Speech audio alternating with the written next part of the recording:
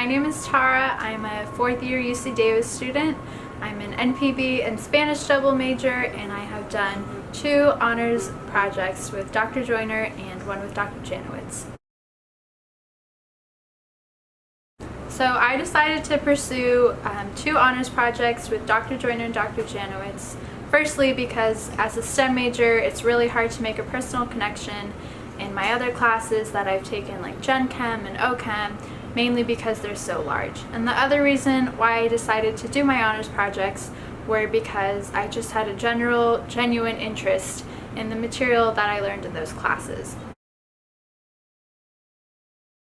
So I first started my honors project by reaching out to Dr. Janowitz and Dr. Joyner, and I had taken both of their classes fairly recently, and they were pretty small classes, maybe between 30 to 50 students in each. And so I emailed the professors and I explained to them a little bit about the UHP program and what exactly an honors contract is. And I also included just a very general, broad idea of what I wanted to do with my honors project.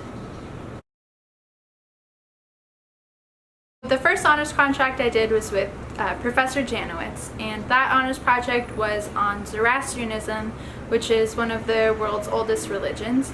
And that project was more research-based, and the final project was for me to go on her radio podcast show and give kind of like a presentation for half of the show. So with Dr. Joyner, I did a 3x3 design to my research project. I studied 3 different neurological systems, the auditory, vestibular, and visual system, on 3 different levels, on a receptor level, the thalamic level, and the cortical level. And the final goal of that project is hopefully for me to present that lecture to an upcoming NPB 110 class. So being a co-collaborator and writing the syllabus and keeping track of all the weekly assignments for my honors project was one of the most challenging aspects. The first time I met with both professors, Dr. Joyner and Dr. Janowitz, we went through a very clear week-by-week design of what to do. And since both of my projects were research-based, most of my work was reading various journal articles and book chapters, and together we came up with a 10-week quarter project.